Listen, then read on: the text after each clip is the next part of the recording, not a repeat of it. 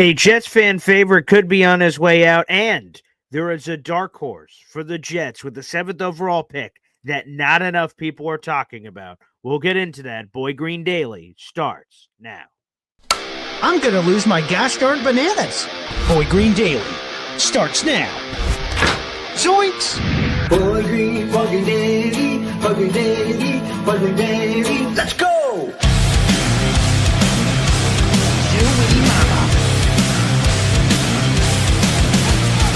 Put your seatbelts on. Get ready for the ride. We're the freaking New York Jets, and we're built for this shit.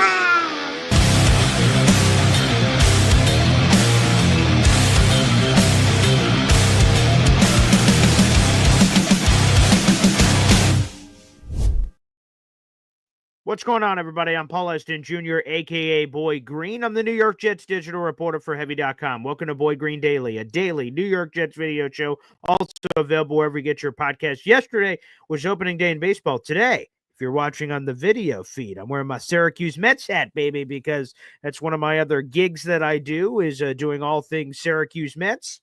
So happy opening day to the Syracuse Mets. They're on the road in Worcester, and then they come home next week at home, which will affect some of our shows. None of the morning shows, but some of the afternoon shows. We'll keep you guys posted on that. Well, thanks, everybody, for tuning in. Make sure you guys like the video, hit subscribe, and you only have a few days remaining in our raffle contest. For every $2.99 you spend here on the channel, either by buying memberships, gifting memberships, super chat, super stickers, what have you, makes you eligible for a big prize pack that we'll be giving away on Tuesday, April 1st. So Monday is the last day. You guys can submit your raffle tickets for this prize pack on the screen. New York Jets patched out pullover hoodie, a custom laser engraving Jets Boy Green gift package, and a Super Bowl prize pack. All of those items will be gifted to one lucky person. We'll reveal that live on the show on Tuesday and immediately announce our next giveaway contest for the month of April, which I think you guys are really going to like. But let's get right into it here on the program. And thanks, everybody, for tuning into the program. We appreciate you. We'll start with the first piece of information. Rich Samini of ESPN on his Flight Deck podcast gave us two bits of information, really. Number one, first off, well, actually, before we even get there, let's do this. Let's start off the show in the right way. FL Phil 98 gifting a Boy Green Coffee Club membership, baby. Here we go. Let it rain. Thank you, FL Phil 98. Thank you, Philium. That membership went to Bubble Boy, whoever you are, Bubble Boy. Well, Bubble Boy, you've been gifted a Boy Green Coffee Club membership. That is for certain. And Philium now has 8 raffle tickets so far this month. So, hey now. Philium is killing it, baby, which we love to see. Thank you so much. Keep those memberships flowing, baby. Oh, hey now. Wait a second here. I think we got a storm brewing. J-Boy jumping in on the membership train. Toot, toot. Let's take a gander. That went to NY Jets Girl 11. Hey, shout out to you. You're now a member of the Boy Green Coffee Club. Shout out to our boy, J-Boy. That's it for the membership. Beautiful. Nice. Okay. I think this is going to be another big show Papa-laka dropping. For J-Boy, that is 35 raffle tickets for you, my friend, so far this month. Way to continue to kill it. I got to update it because I know you're on our top 5 leaderboard.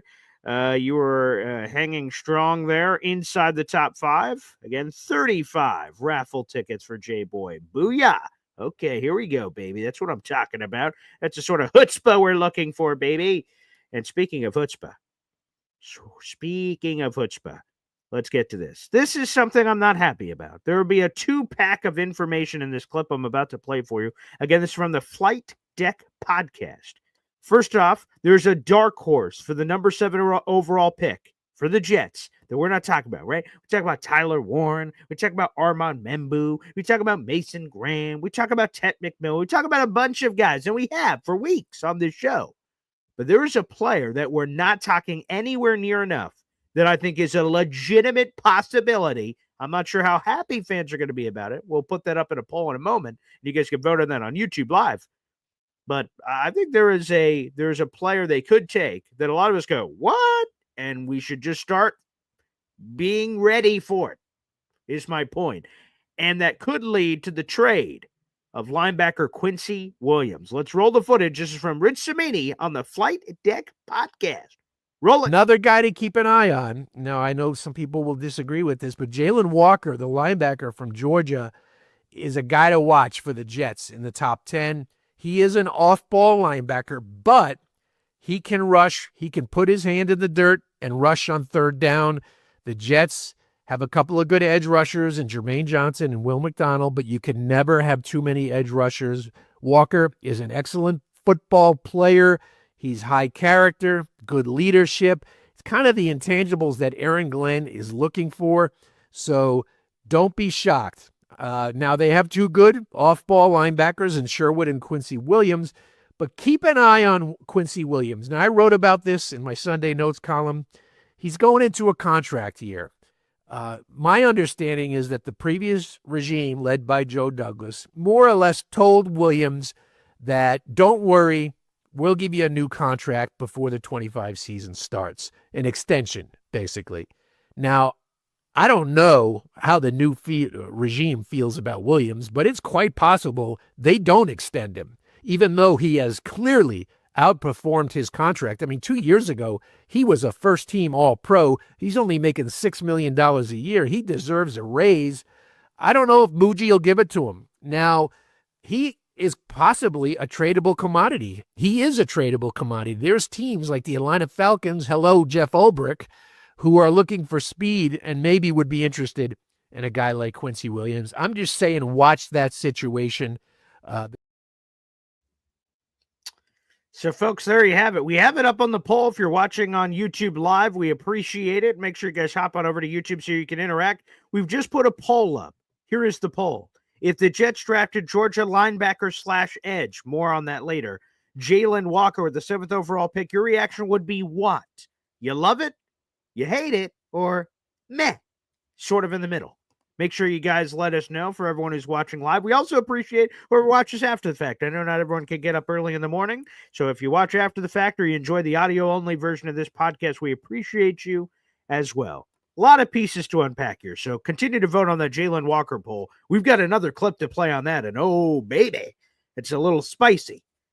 So we'll let you warm the palate. Get ready for that one. But let's go to Quincy Williams. So apparently, according to Rich Zamini, the previous regime, Joe Douglas, Robert Saleh, promised Quincy Williams, hey, man, we know that you're going to be entering the last year of a deal next year. We're going to take care of you, pal. Now, the only problem is that's an unfulfilled promise because Joe Douglas and Robert Saleh got fired last year in the middle of the year. So obviously they can't fulfill that contract extension promise. And now a new regime is coming, and Darren Muji and Aaron Glenn, are they going to extend Quincy? I don't know. Well, I'll tell you this. We've talked about these numbers a couple of times on a couple of shows.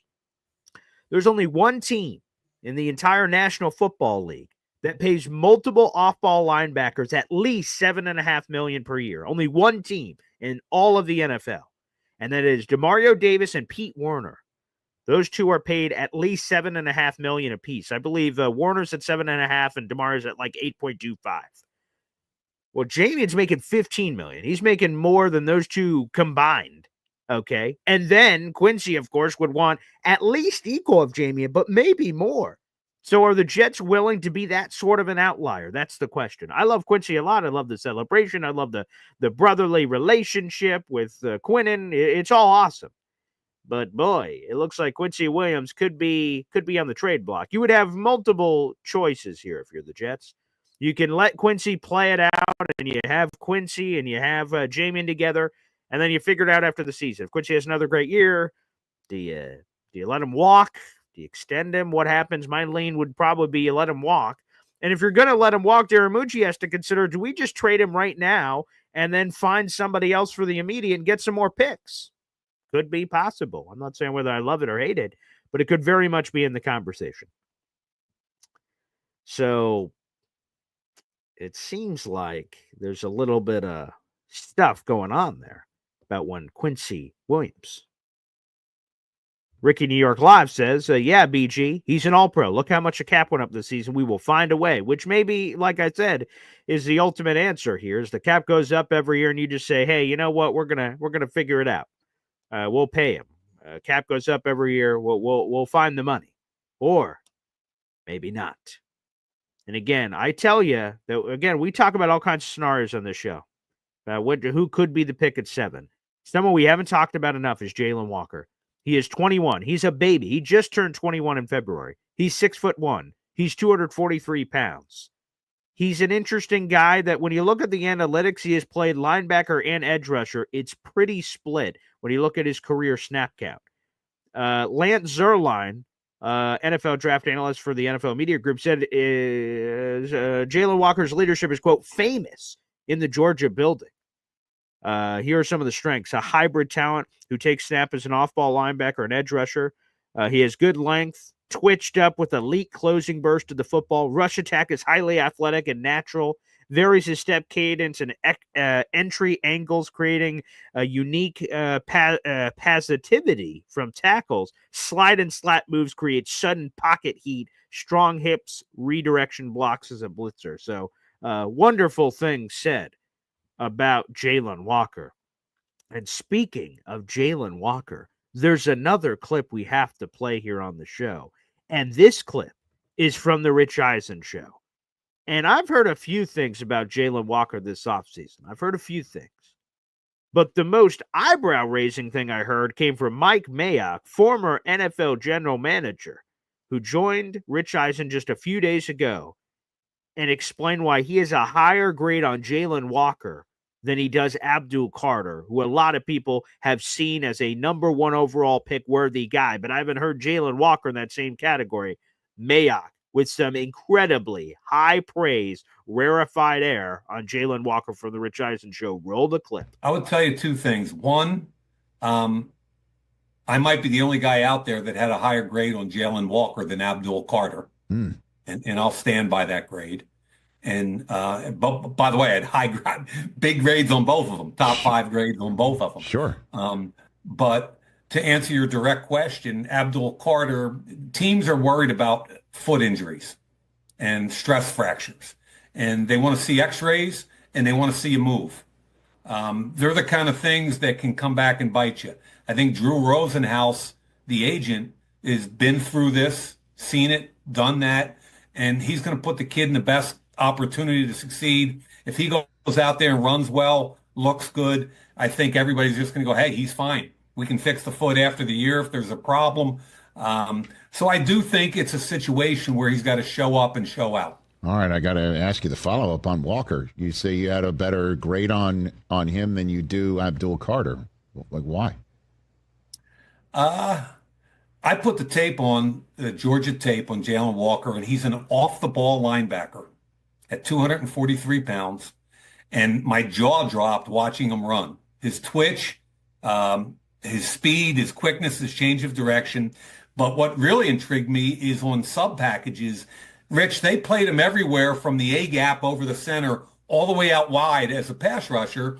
And I have in my notes all over the place for Jaylen Walker, every tape I watched, I have Micah Parsons. He reminds me so much of Micah Parsons when he came out of Penn State, because he was an off-the-ball linebacker that they used exactly the same in sub situations. And the bottom line for Micah Parsons and Jaylen Walker, to me, when you go, okay, what does this kid do best? Even though he was an off-the-ball linebacker, what he did best was rush the quarterback. And I think the only limitation on this kid's 21 years old. He's a third-year junior. He's got all kinds of upside. I think the only limitation is a defensive coordinator with lack of creativity, because this kid can play all over the ball. I think he's the next level linebacker, edge rusher in the NFL. And if you got to chase Jaden Daniels all over the place, this is the kind of kid I want doing it, whether it's off the edge, which is what I think he's going to be, or as an off-the-ball linebacker. Micah Parsons. Well, sign me the hell up. I'd love some Micah Parsons action there at pass rusher for the New York Jets. A linebacker, a edge rusher, a little do-it-all man. Again, I didn't have an off-ball linebacker / well, I sort of had edge rusher on the bingo card potentially for the Jets.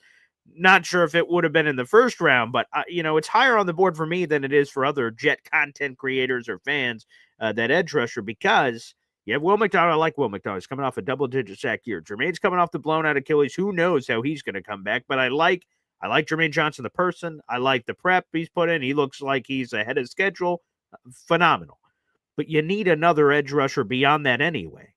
Now, interestingly, I hadn't had off-ball linebacker that high. I mean, we could all see the picture. Quincy's in the last year of his deal coming up in 2025. You obviously have Jamin Sherwood, so you could see that the draft is not always about filling the obvious hole right now. It's about filling the hole that's coming tomorrow. But also, not that guy's going to be a bench player or anything, but you understand what I mean. So, Jaylen Walker, like I said, we've talked about all these other guys. Tyler Warren, this guy. Sounds like Jaylen Walker could be a big possibility for the green and white 7th overall. I'll be curious that reaction. Let's go to the poll. Again, we threw this up on YouTube, and the votes are pouring in. I asked you guys, for those that are enjoying the show live, which we appreciate, like the video, by the way, as well. If you guys are watching on YouTube, it's a free way to contribute. Also, hit that subscribe button. We're trying to make a chase to 10,000 subscribers, baby. But the poll we threw up on YouTube first is, if the Jets drafted Georgia linebacker/edge Jaylen Walker with the 7th overall pick, what would your reaction be? And your choices are love it, hate it, or meh.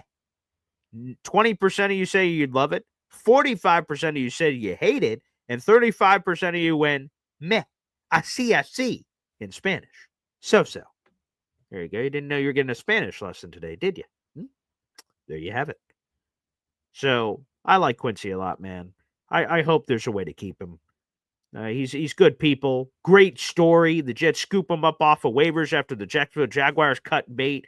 Jets dust him off. That's one of the great calls Boy Green has had. I wrote an article for Heavy.com.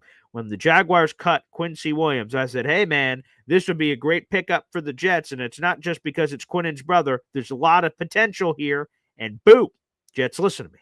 Now, I probably have a lot of other articles where I predicted things that were horribly wrong, but, hey, you take the wins when you can get them, Yeah, take the wins when you can get them. But in all seriousness, Quincy I'd love to keep. Speed, thumping, elite hitting power, leadership. There's a lot of things to like about him. So I hope we can. We'll see. Let's get some comments in here, and then we'll go to the phone lines. Richie B says, Walker's basically a slightly heavier Hassan Reddick clone. No thanks. Well, the Hassan Reddick we got was bad, but the Hassan Reddick that was dominating the NFL before the Jets had 50 sacks over 4 years, which was top 5 in the NFL among pass rushers, that version I'll take, sure. Not the one we got, though. Dade says, we don't want Membu or Warren no more. And no, I'm not saying that at all. To me, I'm presenting you guys with things we hear or relevant information, right? Rich Samiti reporting something, this, that, or the other. Just because I do a video today on Jaylen Walker does not mean I'm off the train. I'm just presenting options. We're talking through scenarios.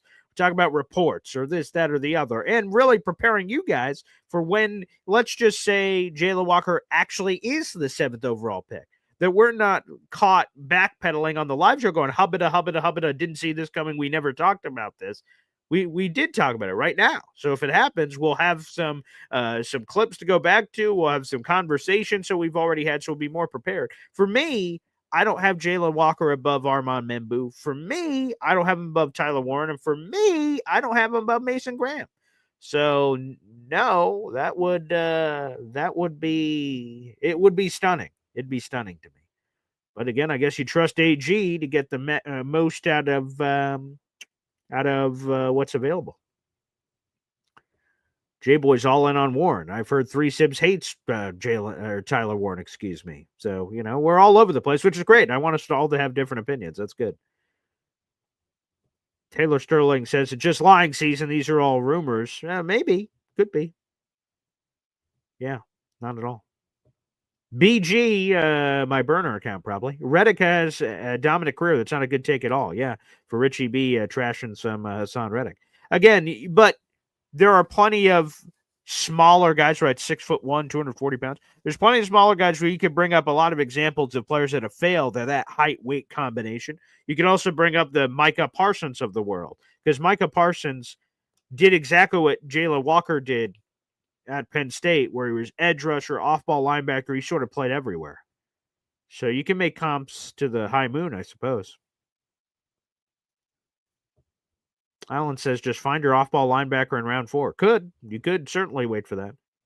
I guess Jahad Campbell's sort of in that same range of a guy that can rush the passer and be off-ball linebacker. So he's I guess a different version of Jaylen Walker from that perspective, I suppose. Let's go with a super chat coming through. We got J-Boy here, and every time we get a YouTube super chat on the show, we hear from my beautiful daughter, Zariah Luna. Wow. J-Boy says, it's great to talk about it so my wife doesn't have to pick my jaw off the ground like the Will McDonald pick. Thank you for the super chat coming through. And, oh, man, I recently, because I was trying to find something else, J-Boy, because I had a live camera on me when the Jets picked Will McDonald, and that one threw me off. My jaw was on the floor. I was co-hosting with a comedian. And, when that pick happened and they're like, Paul, and I'm like, wow, because I had other players on my big board. By the way, you have 36 raffle tickets now, J-Boy, with $2 and change, or $1 away from another membership, or raffle ticket rather. Yeah, for the Will McDonald pick in 2023, I had Jackson Smith and Jigba high on my list. He's been great. I had Kalijah Cansey, the interior defensive lineman. Ended up going to Tampa Bay. He was on my list. And the guy, if I have the draft right, I really wanted Peter Skoronski that year. He went earlier to Tennessee, and he's been sort of ho-hum. So sometimes you're right, sometimes you're wrong, right? JSN's been awesome. Cansey's been good. And who did I just say? Skoronski's been whatever. So, But I will tell you, the Will McDonald one sort of threw me off. I mean, the college production was insane. Played 5-eye. I mean, man, that one was surprising. So, anywho, yeah, that's the point, sort of, J-Boy, is that we're not caught by surprise by anything. But even still, though, like if the Jets take Jackson Dart, despite the fact that we've talked about it, there's nothing really that could prepare you for that moment of your team taking a quarterback somewhat surprisingly with the 7th overall pick. There's no preparations you could do for that. There's just no preparations. So that would be up there. I'd have to come up with like a list of the top 5 picks they could make that would have me like, here's another one. I think Ricky talked about this. Matthew Golden, the Texas wide receiver. Daniel Jeremiah just joined Rich Eisen. I watch that show a lot this week. And he said that Matthew Golden could be the first wide receiver off the board. We've all been talking about Ted McMillan or this or this or this. He thinks it's Matthew Golden, not just the 4.29 40-yard time. He just says he sees it on tape. And boy, could the Jets just go, F it, Matthew Golden. You're like, whoa. Like, we thought maybe wide receiver, but not this. Oh, okay. So, like, that's another one that could be surprising. That sort of catches us off guard. If they feel that way about one of the other receivers, Luther Burden or Emeka Ibuka or something, and it's the position but different. Let me try. Like, right, Jahad Campbell. Whoa. Whoa. Hey, now. A guy I liked a lot in the pre-draft process, but whoa, that would surprise me. I'm trying to think of anyone else. Any of the quarterbacks obviously would be crazy. Like a Colston Loveland, like Loveland going in front of Tyler Warren, like, whoa, that would be a surprise. Right? We're talking about that positions. I'm trying to think of Ashton Genty would be another one that like we've talked about, but that would be sort of like eyebrow raising, cause a great stir on social media. That would be up there. Corner, if they went Will Johnson, especially after signing Brandon Stevens, that would be like, whoa, what is Brandon Stevens playing safety? Like, you'd have to sort of think that out. Or just straight up taking a safety. What if they took like Malachi Starks or something? You'd be like, what the hell?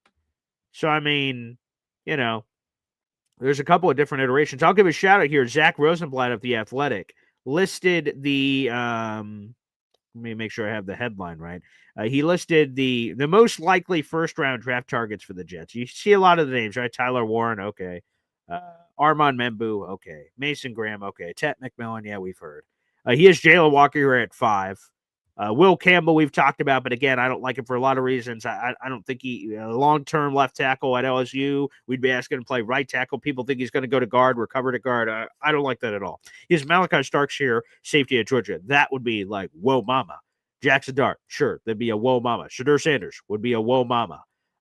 Matthew Golden, like I said, it's not whoa mama like, oh man, what are they thinking? But it's like interesting, like that he could be the first receiver off. The Shamar Stewart would also, I would imagine, be in that Jaylen Walker category of like, oh my goodness. Like, because the stats aren't there, but all the disruption is this boom bust kind of thing. 6'5", 267.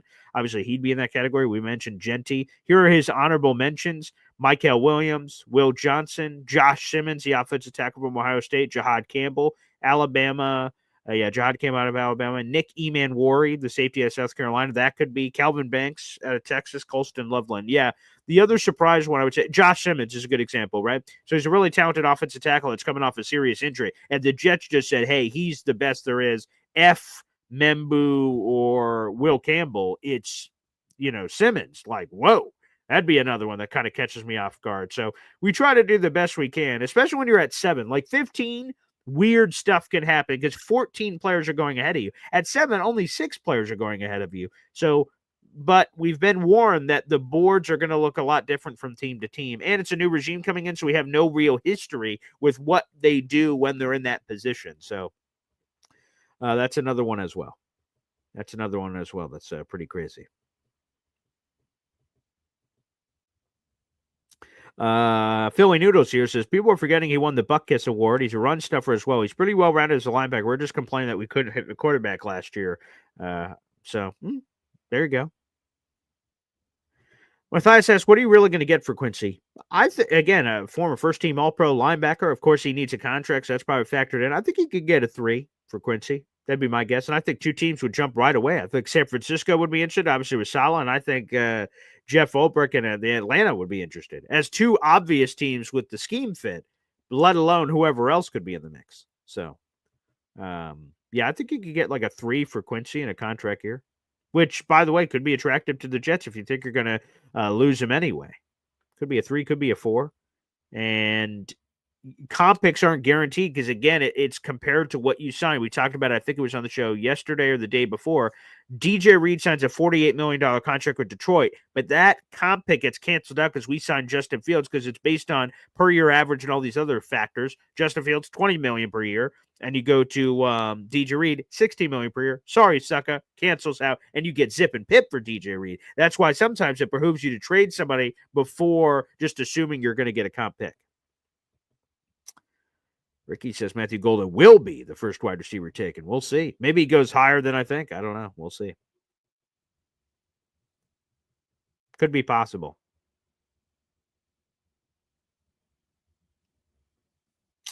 Richie B says, you don't draft an underside linebacker in the top 7 unless they're a dominant edge rusher in college. Man, Walker wasn't and isn't an edge setter either. Everything is just potential.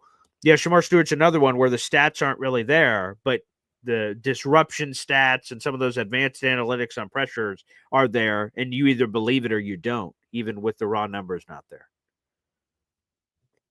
Gucci Finesse, great name, says, I'd trade down to the teens or early 20s and take a Ibuka or Golden. Sign me the hell up. If Golden would be available. I think my boy Ibuka will be available in there, and you get a future first and all kinds of combinations. That'd be fun. Or Emanwari if you trade back. That'd be a fun one. I don't know where you can trade back because, like I said, all these boards are probably radically different. Philly Noodles is another name. Mike Green is another one, the edge rusher out of Marshall. He was cold, then sort of hot around the Cedar Bowl, and then cold again. So I haven't heard a lot on Mike Green, the Marshall pass rusher. Phil says, I've read somewhere they compared Golden to Olave, but faster. He's a great route runner with that speed. Would be ridiculous. Sure. Hey, I might have heard that. I can't remember. But, hey, that's a good comp. Chris Olave, when healthy, has been really good. MJR is not a fan of these rumors. Jets rumored, I'm rumored to say goodbye to this bullshit. Okay, well, sorry, MJR. Sorry this isn't vibing with you this morning.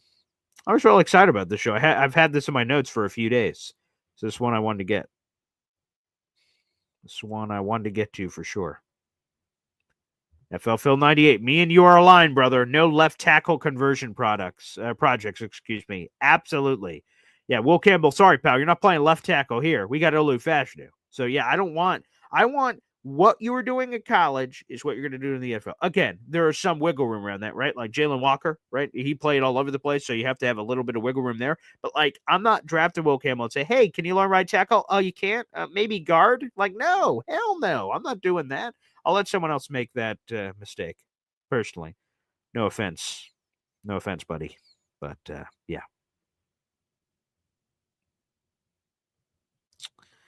Let's go through any other questions, and then we'll open up the phone lines here in a second. James Fowl says, in friggin' emoji, we trust. Yeah, there you go. Hey now. Jojo Townsend says, wide receivers low on the list for a run-heavy team. Perhaps, but you still need wide receivers. Because if Garrett goes down, then everyone could just put 30 guys in the box, and that's gonna be tough. If you have threats of wide receivers that at least decoy and other things, and I don't think we're going to turn into the 1940s wishbone offense here. I think we're still going to be throwing around the ball. And sort of what Justin Fields said seemed to hint, again, he's not the offensive coordinator, but he talked about his untapped potential with the Steelers and showing more in the passing game. So, like, again, that could just be words in his first interview with the Jets, but I got a weird feeling. Again, we're going to get a lot of running. There's no doubt about it. But, I mean, again, I don't think we're being 1940s turn on the black and white film. We set an alley here and an alley here. I don't think that's going to be all of it. I think we're going to get some more action as well.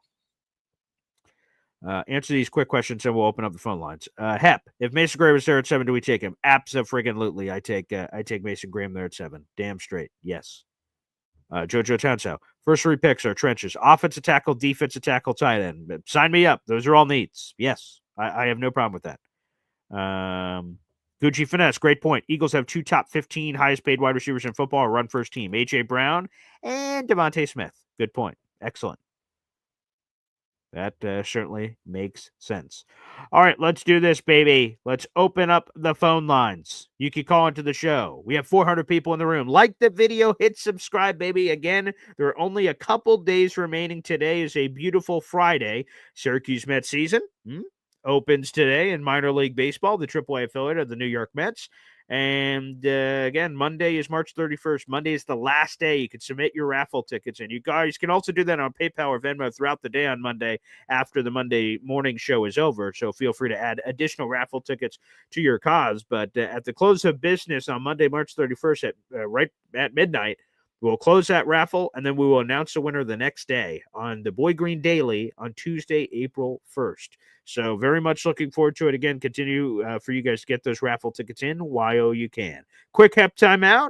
Phone lines open next. Boy Green Daily continues after this. Boy Green Daily, Boy Green Daily, Boy Green Daily. Talking Jets football, man. Boy Green Daily, Boy Green Daily, Boy Green Daily. New York Jets Football Club. Offense, defense, special teams, watch Jets football with Boy Green. J-E-T-S, Jets. Let's go. Yeah, baby. Thank you, Hep. Appreciate you tuning up the band as always. Phone lines are now open. That is the pinned comment, youtube.com/boygreen25. If you'd like to call into the show, if you're watching on Heavy on Jets, my employer, shout out to Heavy for supporting the program. Twitter @boygreen25. You guys just have to hop over to YouTube. That is the optimal way to consume the show, baby. So guys, make sure you do that here on the program. Appreciate you. And make sure you take full advantage, baby, of everything we got going on. And let me also say this. We had a shorter video on this. The Jets obviously signed Josh Reynolds, veteran wide receiver. It's a 1-year deal with a maximum value of $5 million. It includes more than half of that guaranteed, like $2.75 million guaranteed. So obviously he's going to be on the roster. Shout out to ESPN NFL insider Jeremy Fowler for that additional nugget. And also, I didn't mention this in our short form video. Every time the Jets have a, an addition or anything of that nature, we put up a shorter video in our video section to give you guys some rapid reaction to a move. Josh Reynolds got shot in like the hand and the back of the head after leaving a strip club at like 2 a.m. What the hell happened there? So thank God it's okay. That could have been a very tragic situation. And Josh Reynolds ended up being okay. He's a solid receiver. He's probably your wide receiver 4, hopefully not 3, and that's where he is on the roster. He'll be on the 53-man roster. How much does he produce? Well, I guess that'll be up to the gods to see what other additions we're going to be making at wide receiver. But Josh Reynolds, welcome to the team, pal. You're officially a New York Jet. Appreciate that. Josh Reynolds, welcome to the family. Welcome to the squad, as they say. Anywho, let's go to the phone lines. Got plenty of people here on the program. We'll start off with Hep here on the show. What's up, Hep? Hey, Paul. I was just wondering, do you think those the 2 quarterbacks are definitely going in the first 10? You know, that's funny. I keep racking my brain around it because obviously Cam Ward's going number 1. There's no surprise there. And then does a second quarterback and maybe a third, because I just saw the Saints are going out to dinner with Jackson Dart, which makes you interesting. Is there something really there? That to me is sort of intriguing. But the Shedeur thing is the wild one. Like Jackson Dart, I could sort of see that if it crazy happens with the Saints. But all the noise, like, is Shedeur really going number 2 to Cleveland? He's going number 3 to the Giants. Is that all BS malarkey? And then he's available at 7 for the Jets in those trade situations we've talked about. I don't know. I don't know what to believe anymore. I've seen it this way. I've seen it this way. You know, it's unclear. It is. Who do you think the Patriots are taking? I don't want them to take Armand Membu, but I have a weird feeling that they do. But again, if we get the quarterback craziness, then the Patriots are kissing the feet of the football gods, because that means you're either going to get one of Abdul Carter or Travis Hunter, right? So Cam Ward goes 1. There's still 2 teams ahead of them. Those 2 teams ahead of the Patriots should absolutely, in whatever order they want, take Abdul Carter and Travis Hunter. But if they don't, and Shedeur goes to either of those spots, the Patriots are doing a rain dance going, we just got Abdul Carter or Travis Hunter, which would be great because they would need either. I would imagine Travis Hunter would be immediately wide receiver 1, move over old man Stephon Diggs. So, my gut tells me Armand Membu at this point. But if any of that quarterback craziness happens at the top, they're going to get one of the best players in the draft, and Travis Hunter, Abdul Carter, which is disgusting. That's true. Yeah. So if somebody takes that, then someone will slip to us that we want. Hopefully, yeah. All right, thanks, guys. Appreciate it, Hep. Yeah, the rumors continue to churn. Again, we just had not we, although he's on my bucket list. For anyone, no one's asked this question, but I'll just reveal because I've been thinking about it. Who are like my bucket list people to get on the show at some point before I'm dead? Daniel Jeremiah would be up there. I love Daniel Jeremiah. Mel Kiper, of course, that would be awesome. He's the godfather of the draft, along there with Dobbsy, of course, obviously. But, I got some big people on the bingo card. Daniel Jeremiah certainly would be on that list, no doubt. But Daniel Jeremiah was on with Rich Eisen, and they say, yeah, Cam Ward's going number 1. And then Rich is like, so Shedeur at number 2, what's happening?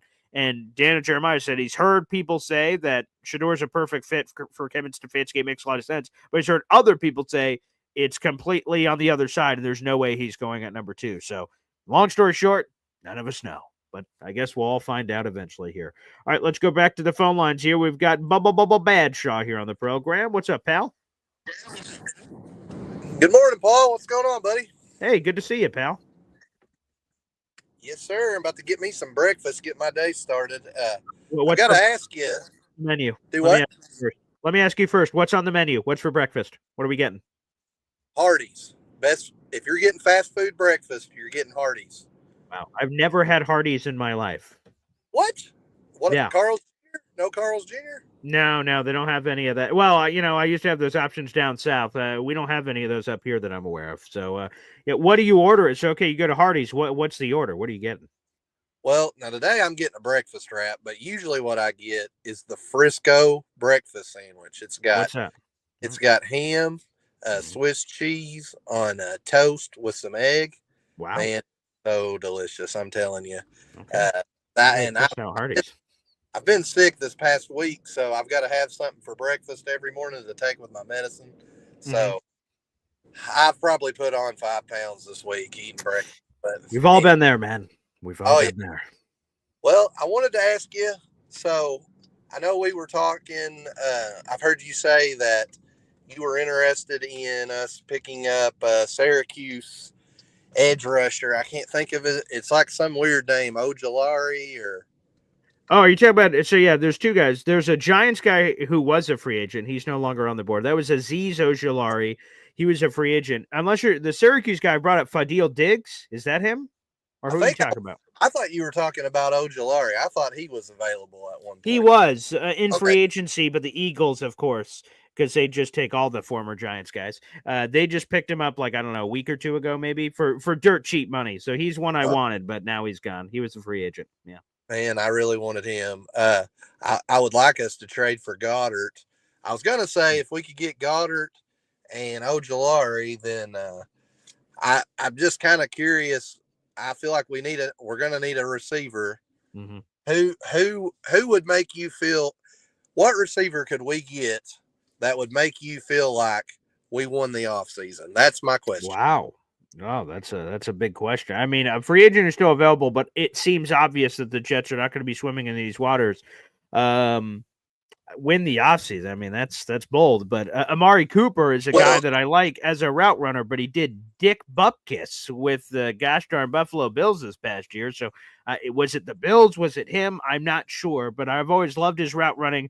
I've loved his moxie. He's available as a free agent. Maybe this is what happens, right? Because now we're already so deep. We're less than a month from the draft. Amari hasn't signed yet. Maybe some of these veterans wait to see what happens with the draft, and then they make some big boy decisions. If the Jets go in the draft and say, oh, man, we're going to get a great receiver, and then they miss out, do they then swing back and say, Amari?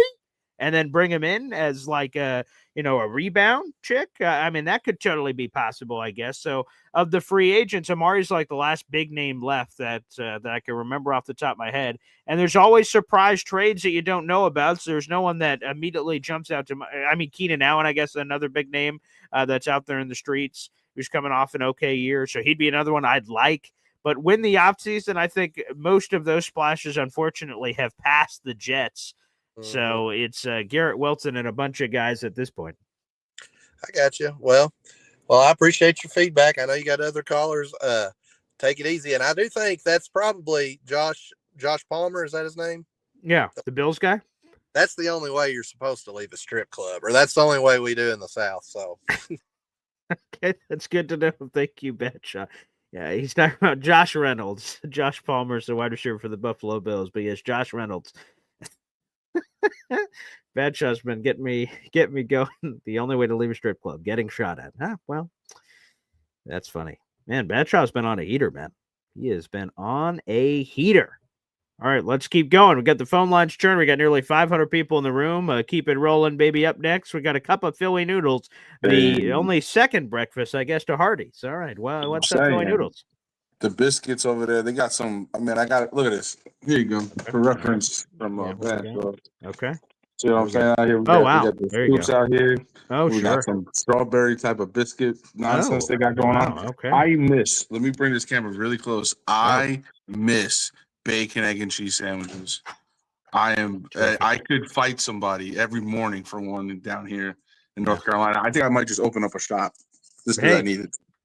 May want to do that. You're just making me hungry. I'm going to try to see a timeout at the end of the show so I can pick up a bacon, egg, and cheese bagel on my way to the station. Excellent. Everything bagel with me, some onions slathered on there. And if you ever don't want regular cheese, you get cream cheese put on it.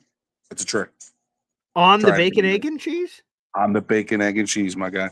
Wow, I've never heard of that before. Okay, yes. Wow. Right. I was taught that while working the night at the bakery. This guy we made fresh rolls, and he was like, "Phil, you ever had this like this?" I said, "No." He goes, "Oh, you're crazy." And then game changer. Wow, holy shit. Okay, all right. I'll have to throw that in there. Okay. Yes, sir. So, I have an interesting take, right? Okay. It's going to go against most people, and it is what it is. I don't have like a deep heartful place for this guy, only because it's not like he's not a good person, but in season you've seen him like just Breece Hall should be had if Junty's still there at 7. Because wait, say that one more time. Breece Hall should be had as a trade bait if Junty is available at 7. And I say that because we have Braylon Allen as a hard-hitting back. Yeah, right? David Montgomery, right? Yeah. I don't want a Breece Hall who needs a giant gaping hole to get me 15 yards and run out of gas at 30. That's not a good idea. He needs a San Francisco offense. How about you go crazy and you say, hey, San Francisco, I'll dangle him at 11 to you. Take Breece Hall at number 11. We grab Junty if he's available at 7, and then trade back 11. Get whoever wants to come up and get that, and don't go get your other tackle. Wait. Are you saying that the 49ers would give the 11th overall pickup for Breece? If they would. If not, obviously he's got to go for a second rounder. I wouldn't take no less than third rounder would hurt, I think, if you only got a third for him. If you could press him for a second, it would be great. Yeah, I think 11 overall might be a little too rich, especially for a guy that's in a contract year. But Alan has said this forever in the chat, that if a team, is willing to give you the same price basically that you paid for Breece initially, right? You get a return sale is a 2. And it was a high 2 too. So it was basically, I think it was 35th off They're the trying top to get of my him head. at 1. Yeah, right. They tried. That would have been the 2000 draft for the 4 first-round picks. Which would have been interesting. So again, I don't hate it. I love Genty a lot, and we did a show on that like a month ago or somewhere. I'm like Genty, and everyone like, oh God, it's horrible. I'm like, sorry, Jesus, I'm just throwing it out there, but he's a super talented player, man. And it's not the disrespect of Breece, and he's had his injuries and the line had issues, but man, it's just something is missing. And now I think they're not trying to blow up that nucleus, and they're going to try to do something with him, but I wouldn't be shocked if somewhere here they do some move. He's moved, and they even draft the kid. What is it, out of Oklahoma or out of Ohio? There's another running back. They're saying he's more elusive than people. Yeah, or someone. He's more elusive than people actually conceive him to be. So I mean, I just how mad would you be with the running game we're about to implore with Justin Fields that this kid still doesn't run for 1,000? It's like, oh my God, if that happened, there would be no excuse if somehow Breece was unable to run for 1,000 with this line, 17 games, Justin Fields. I mean, that would be flat. If we go like, hey, Paul, if I fast forward from a year and told you a stat for this past season, I would like, what, like, it must have been an epic disaster season. What could have possibly happened where he does not get 1,000? Yeah, that would be jaw dropping. Yeah, and it gets to me because it hasn't happened yet. So we're hoping, and so I'd rather bank on a kid that is probably going to do it. Even in the passing game, this kid's electric. So it's like, why am I? So you get a weapon out of it. You get a duality weapon out of him, just like Tyler Warren. So to me, it's either, if we're staying at 7, Junty's gone, just give me Warren. Let's just make it simple. Give me all those smoke screens you're doing now. Give me all that Jackson Dart smoke screen, maybe. Go. So then the Saints go, here, take our 9th overall, and we'll give you a free 3rd. Oh, thanks. Hey, yeah, I'd take that all day. Yeah. Heck yeah. All righty, dude. I appreciate it. Philly, okay, with the hot takes and the biscuits and bacon, egg, and cheese with cream cheese on it. All right. I don't even know if I went to my Big O Show and said, hey, can you do this? I don't know if they'd like, or am I the one that's weird? Am I the one that just hasn't been doing apparently what's kind of out in the universe? I don't know. Okay, I'll do some homework on that. I'll look into that. Yeah. Let's go back to the phone lines. EC here on the show. What's up, EC? What's his name got it all wrong with that Frisco sandwich? Oh, Badshaw? Yeah, why? Yeah, it's egg and it's ham and it's Monterey Jack on butter toasted sourdough bread. Oh, okay. So that's why do you think they call it a Frisco sandwich? Because it's on fucking sourdough. He totally left that out. But he's right. It is absolutely delicious. Oh, great. Okay, I got to put that on the list then, I guess. And I live in North Carolina, and who was just on, the guy from North Carolina? Joey Noodles? Yeah, and it's like I would kill to open up a New York style deli where you go in there and you got like the potato salad and the coleslaw, and you got chicken salad, and you got the fried chicken cutlets for chicken cutlet sandwiches and all sorts of shit. I miss the hell out of that. I used to go to what the hell was the name of the place? It's like Harry's Deli or something in Merrick. No, it was Ward's Deli. Okay. Ward's Deli in Merrick on it's just south of Sunrise Highway, and that place was great. Everybody went to Ward's Deli. for lunch. Okay. I mean, when I would work and I'd get the lunch order, or Bobby would get the lunch order, and they'd go to. Bobby always fucked it up. That's why I didn't like giving it to him. Sorry, but Bobby. He did it on purpose because he didn't like going. So he would always mess up everybody's order.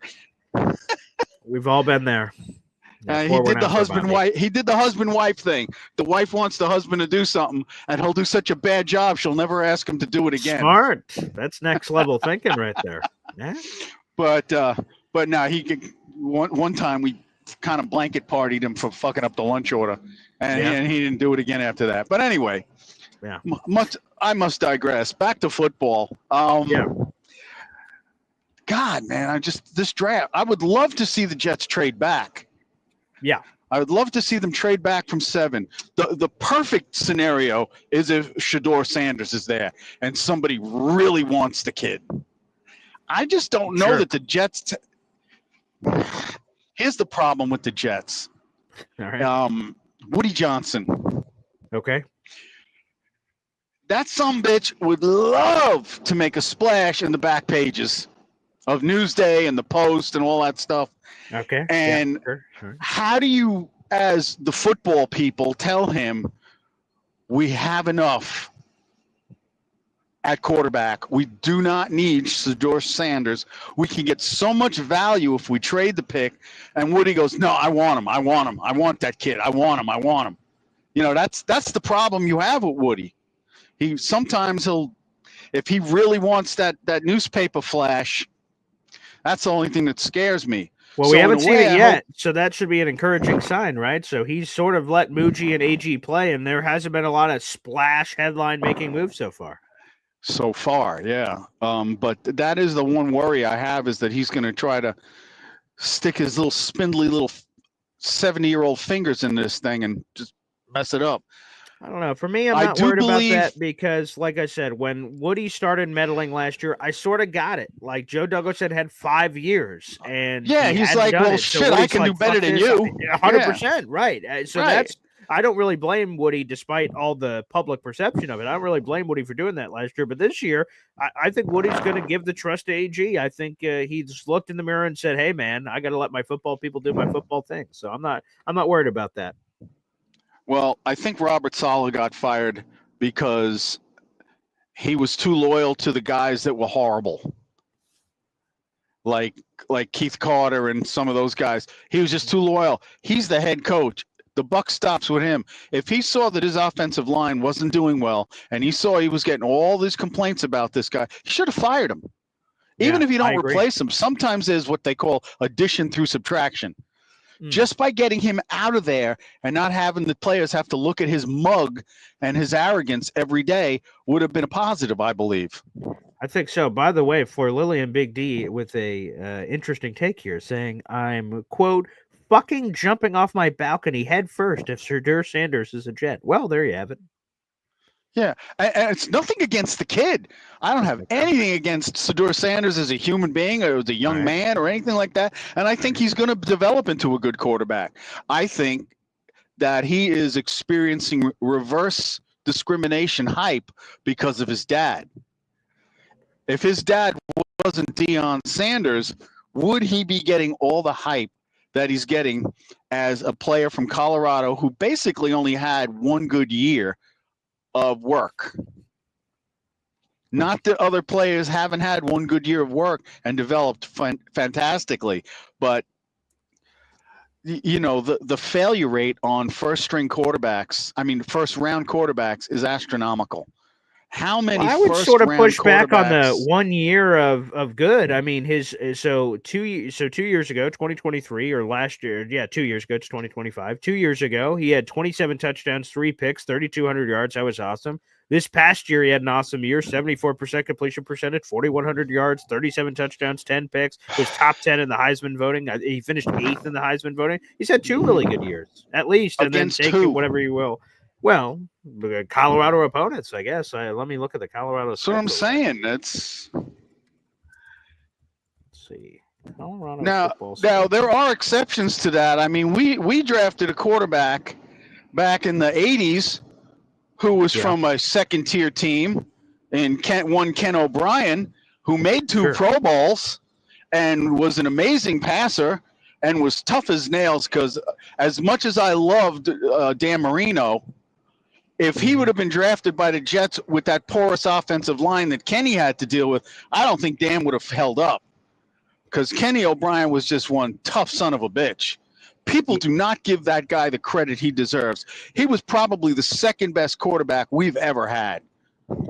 Yeah, this past season, Shedeur played against two top 25 teams. That was Kansas State and BYU, and also another team I throw into the mix is obviously give some love to Oklahoma State. And then let's see, 2023. Let's see who he played that. Oh, wow. There's a lot of opponents on this schedule.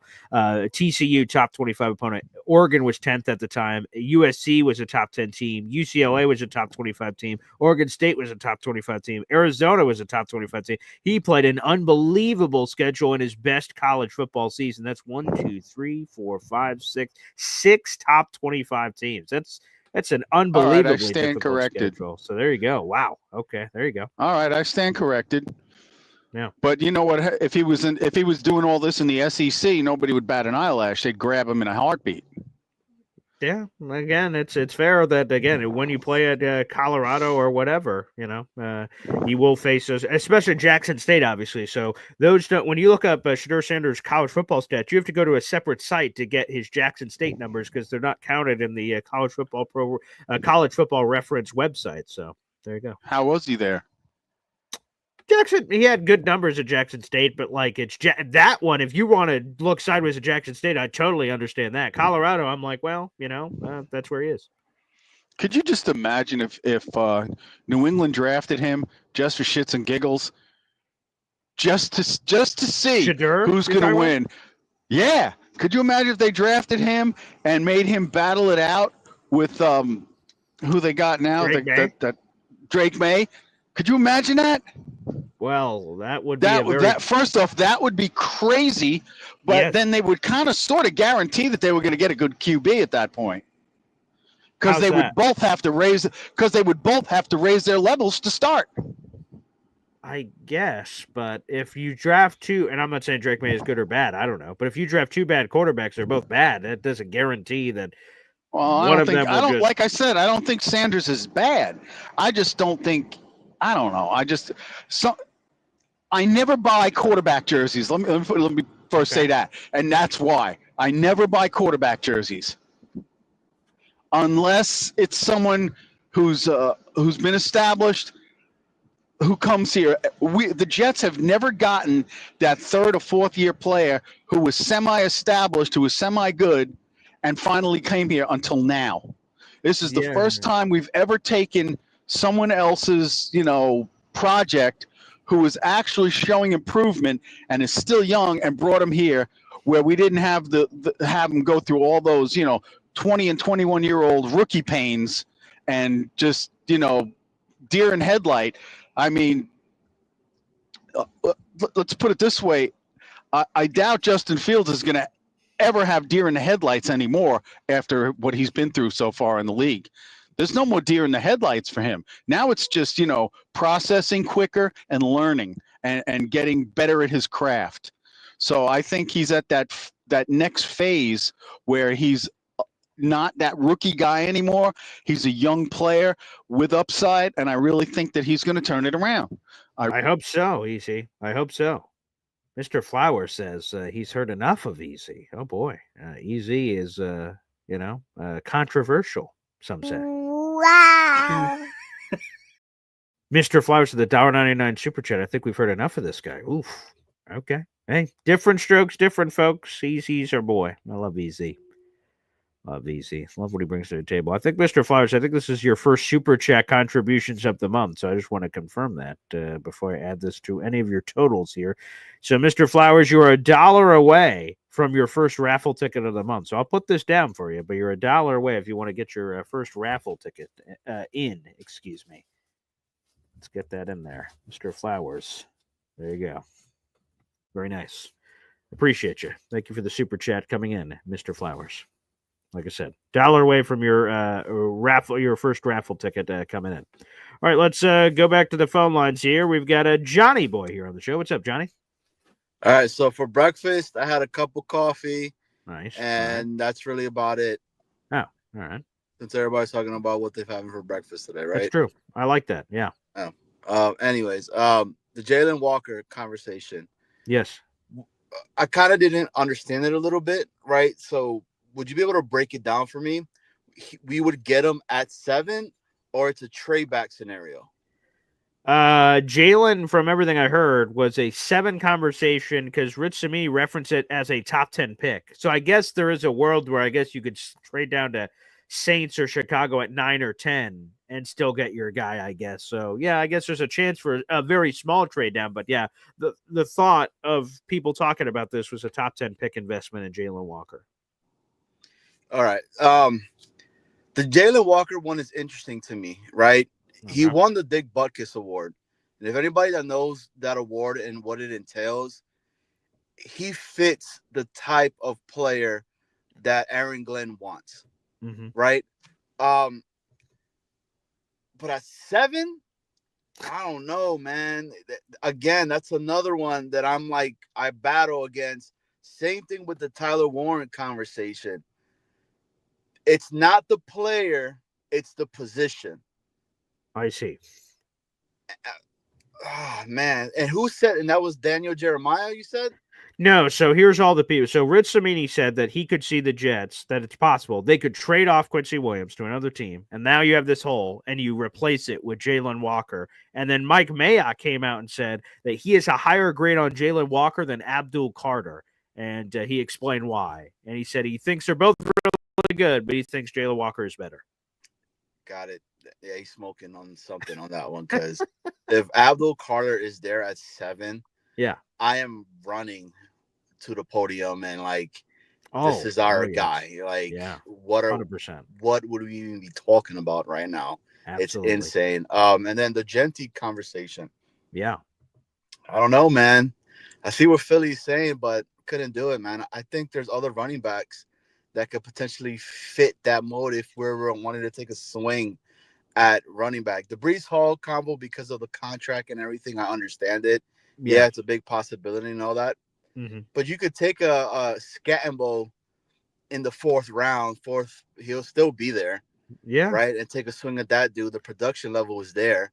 Right. And he comes from a smaller school, I guess, if that's the route that they want to go. Yeah, Arizona State. Right. Yeah. But again, I don't know, man. Dude, it's everywhere. I was with the Afterburners last night, and let's just say, after the 3rd, 4th round, bro, you're picking some off the wall names. I have not done a mock draft at all until last night. Yeah, and there was this guy named Playing Stool. Like, these names are off the wall, bro, that are out there that I've never heard of, and I'm just like, holy crap. But there's a lot of wide receivers, which I was surprised about. There's a lot of wide receivers that are out there that have a lot of size that could be something. So, but anyways, I was calling it because I love the hat. Let's go Mets. All the Met fans that are out there. There you go. Just don't panic. Like, relax. It's the first game out of 162. Yes. I love what they looked like yesterday. And yeah, man. I really was calling because the Jaylen Walker is interesting, but not at 7. Okay, fair enough. I appreciate it, Johnny boy. Good call. Easy. There was a comment about Easy from Alan saying, BG, you are more patient than 98% of us. Take Sanders to compete with May. Now that's a coconut on the head comment. Yeah, that one sort of threw me off. Could you imagine if the Patriots take Shadir Sanders? I'm like, well, no, I can't imagine. That's crazy. Yeah, it's crazy.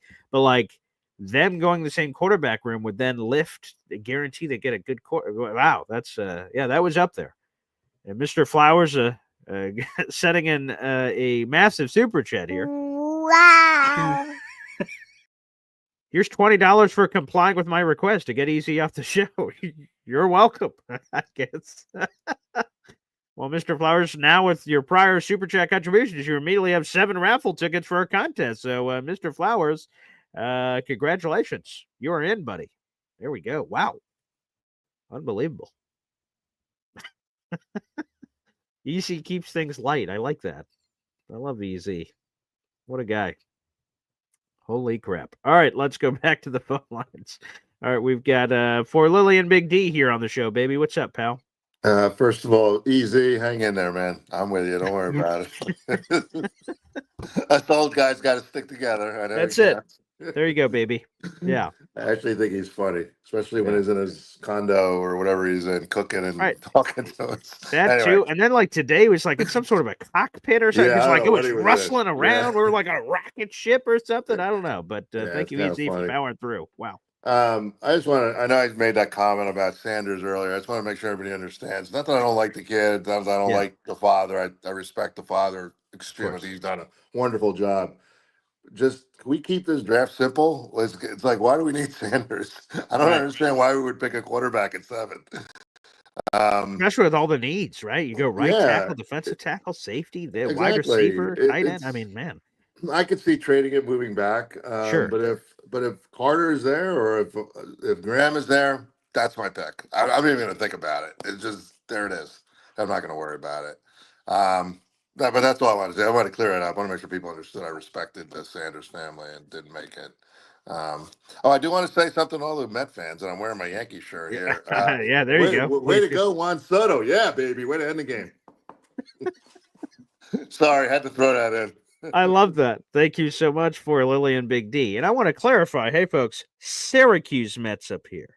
Syracuse Mets. I know Johnny would have the head cocked. You only see the Mets.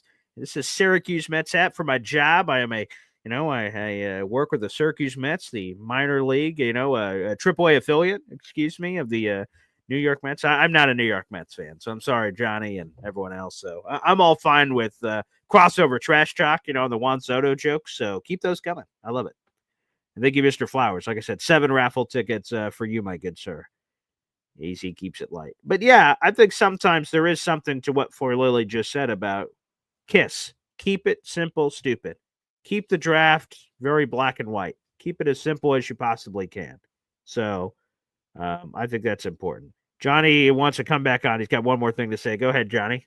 Hey, all the Yankee fans, right? Oh boy, with here we this go. whole Soto conversation. Yeah. They're just upset about like the ex that got away, and it's with like the other cousin, and they're just so pissed about it. Mm-hmm. Hey, look, they're acting like the guy that we were going against, the closer for the Astros, is some bum and everything. My man got on base 3 times yesterday. What are we talking about? Go Mets. And there you go. Yankees, boo.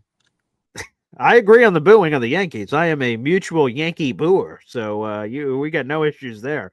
I have enjoyed the Yankees Mets one. I've heard it a lot on my radio station. The Yankees Mets Juan Soto, like I hate him. I hate you. Off you, up yours. Yeah, it's wildly entertaining. So thank you. Let's go back to the phone. Let's got Ricky New York here on the show. What's up, Ricky? Hey, what's happening, Paul? Hey. Yeah, I'm going to double down with Matthew Golden being the first receiver off the board. And where does he go? God, it's tough to say. I could see New Orleans. I could see a lot of places. Actually, okay. I mean, is he a top 10 pick?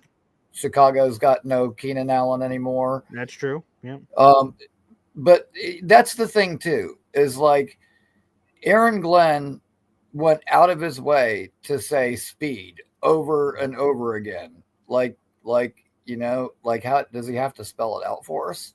What kind of guys he's going to be looking at? Like, stop looking at like the, big sure-handed possession type receivers and start looking at guys like that, Start looking at guys like Ty Felton and, Matthew Golden, Isaiah Bond. I don't know if I would quite put Trey Harrison into that category with the speed, but he's very good. Like 85% of the time that Jackson Dart looked good was because of Trey Harris. The other thing is like, man, all these things that are coming out recently, I think is all smoke. And the more people want to buy it, the better. That's fine. I don't like the pro comparisons. I'll tell you right now, if Jaylen Walker was 2/3 of Micah Parsons, he'd be way up on everybody's board. but he's not.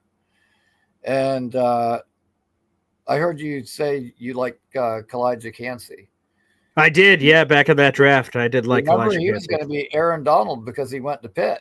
Yeah, that's true. That didn't quite turn out like that. I mean, he's a nice player. But yeah, he's not right. Aaron Right, it's not a Donald. bust, but yes, right. To your point, the Aaron Donald comps that people made.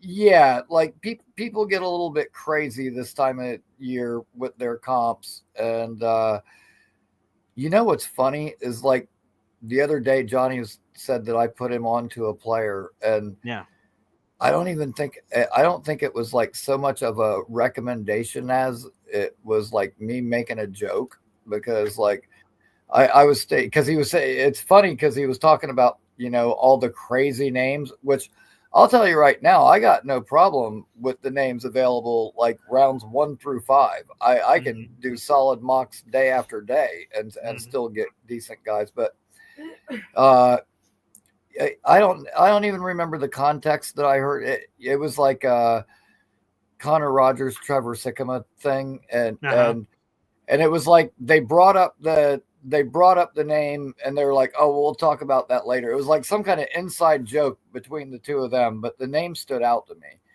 and it made me think of that, you know, the comedian that does like the, you know, you might be a redneck joke. Yeah, the guy's name is Brew McCoy. And I was like, if your actual name is Brew McCoy, yeah, your parents might be rednecks. Which it's an awesome name, but all joking aside, I mean, he's like 6'5". He's a big kid. But oh wow. But yeah, I don't think that was so much of a recommendation as I was just commenting on the name. And then you put him on. Look at the power of Rookie New York, huh?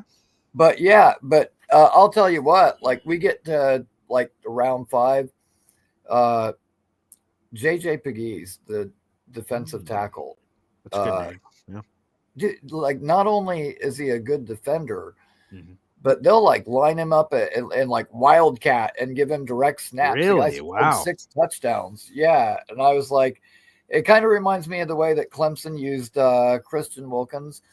And by the way, we shouldn't discount what Mike Mayock says. He was very briefly an NFL GM, remember?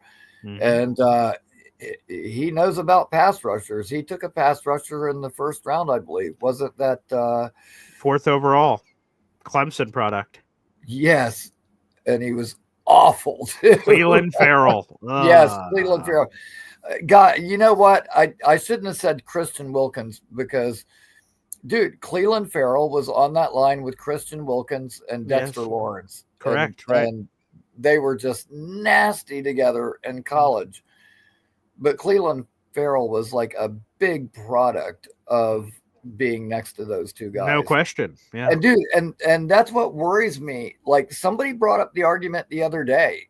They were like, you know, does Kenneth Grant look good because he was next to Mason Graham, or does vice versa? Graham look good because he was next to Kenneth Grant? Good point. And it really made me start thinking about it. But I'm like, yeah, JJ Pegues, he's on a team with Walter Nolan.